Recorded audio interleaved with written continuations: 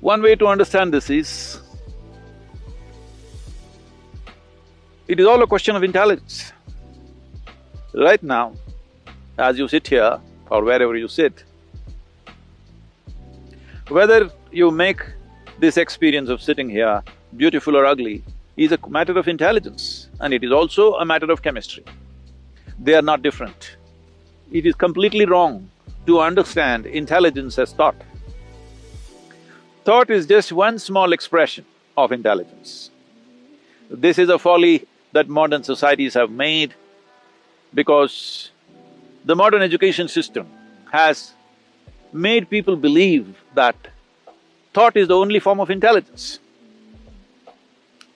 If thought is the only form of intelligence, you will naturally understand that accumulation of data, analyzing data and projecting this data according to your analysis is intelligence. Well, this is a process that any machine can do. This you're beginning to understand now, that even the most complex thought that you think is phenomenal, today your computer can do it without effort. Do you see, a simple calculator can do more mathematics than your teacher can do? Your computer can do much more mathematics than any mathematician can do. So, obviously, what you thought is a very difficult intellectual process is being processed by a machine far more easily than you can imagine. Now, people argue, but mathematics is one thing, literature is a different thing, music is a different thing. Well, I'm telling you, whether it's literature or music, which are considered more, outpouring of human heart, even this can be done by a machine. Well, we've still not built machines good enough to do that maybe, but you will see in the next 25, 50 years' time, maybe, I don't know how long, but it will inevitably happen, you can't make out. Or probably it will be more perfect. So, this about intuition. First thing to understand about intuition is not a different level of intelligence. Intuition is just simply a different level of computing. That is, let us say, let me make it very simplistic for you, just for the sake of understanding. Right now, let's say you had a child or you had an infant who has grown up just inside a room, never seen outside. Suddenly you bring him out and show him this tree. You know what he's doing? He's gathering data, color, form, the way it moves, the way it is. He's just taking up data through his sense organs. Let him watch this tree for a few minutes. Let's say he's grown up after some time and you ask him to, let's say, depict a tree, most probably he will depict it nearly 90% right. But now the process of assimilating the tree in his mind is not logical. He is not saying the leaf is 5 centimeters by 7 centimeters, the color is this kind of green, which is a combination of that, that and that. No, there is no logical assimilation, it's intuitive, simply just like that. The picture comes to his mind, because all the data is there, processed and jumps all the steps of 1, 2, 3, 4 and just gets there. So intuition is just that your computing is in such a way that you don't go through the logical process every time. So intuitive means your computing is skipping the logical steps and arriving at the answer, which is definitely a more sensible way to conduct your life. Is this just a biochemical algorithm? Well, I would say 100% yes. So, when we say biochemical algorithm, it is in a constant flux, you can set it the way you want. By genetics, by culture, by external influences, it's set one way. But if you're conscious, you can set it in another way. So is it just biochemical algorithms? When you say it is just, you're thinking that, am I just a mechanical process? Well, there is a mechanism. The question is whether this mechanism is conducted consciously or not. Right now, there is an intellect, there is an intuitive dimension, and there are deeper levels of intelligence, which is the basis of the making of the creation itself, the very source of creation. That intelligence is also embedded within you. The question is only at what level of access are you? Everybody has an arm like this, all right? Now, can everybody use their arm the same way? No. Different people use it different ways. Somebody is a ball player, he uses it one way. Somebody is a writer, he uses it another way. Somebody is an artist, he uses it another way.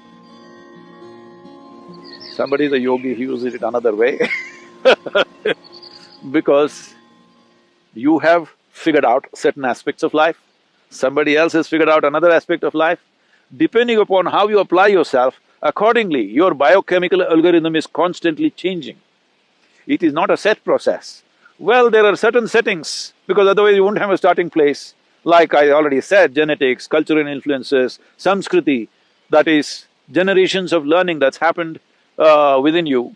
All these things put together, there is a certain algorithm, but it is not set, it is fluid. You can change it every moment of your life. So your intuition, what kind of intuition do you have? People are just doing guesswork all the time and thinking it's intuition. No, if you want to develop intuition, first thing is, you must learn how to simply sit here, fully alert and not thinking about anything.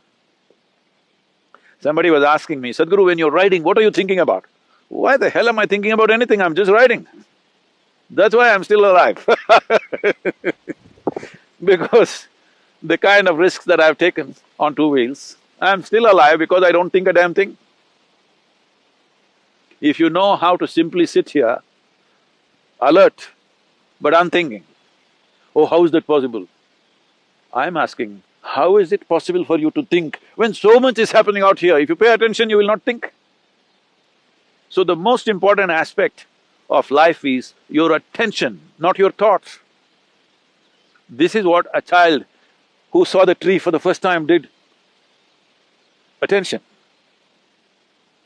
If your attention is on all the time, without any kind of judgments about what is this, what is that, simply attention, not thought, just attention, you will naturally become intuitive. Human attention can open up any door in the universe, but the attention should become free from judgmental process. That means, from the limited data that you've gathered, you should not go on judging everything around you. Because even if you think you know everything, the data that you have gathered is very, very limited. If you observe this tree for one whole year, the entire process of it dropping leaves and putting back new leaves and everything, still I'm telling you, you do not even know a small percentage of what the tree is. If you want to understand the biochemical algorithm of that tree, we do not know how long it will take for you to grasp that. So this is a much, much more complex mechanism than the tree. So definitely, this, if you spend a lifetime paying attention to this, still what you know is very little. But as you become more and more conscious, you determine the biochemical algorithms. That means you determine the nature of the experience. But now the question was, can we build machines like this? Yes, we can. As we can build machines which can do math for us, we can build machines which will write stories for us, we can build machines which will make music for us, we can build machines which are intuitive in nature. So, this is a very valid question. This is a question that needs to be looked at more profoundly than just talking about intuition or emotion. It needs to be looked at as a life process, because life process is such, there is no separation between intelligence, intuition, thought, beat of the heart, function of the liver, function of the kidney, or what the spleen is doing, what the brain is doing. There is no differentiation. It is one seamless function. To grasp it that way is most important. Only then you will know life, only then you will experience life to its fullest. Only then you will find that you will be speechless about life because there is no word. What is there? Is there a word? Is there a vocabulary to describe a phenomena like this? There is no word to describe what is life, what is it about. There is no conclusion. When there is no word, there is no conclusion. When there is no conclusion, there is no depth. This is the way of liberation.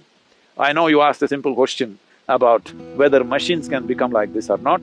Machines can become everything that you are, can do everything that you can do, probably better than you. As you know, they're doing things better than you. Only thing is, they cannot become consciousness. Well, some people are saying we will build consciousness into a machine. That's not going to happen, because that's life. What you call as consciousness is the essence of life, that which cannot be described, for that which we don't have a word to say what it is, that which is that indescribable force which makes everything happen. That will not happen in a machine, 100%.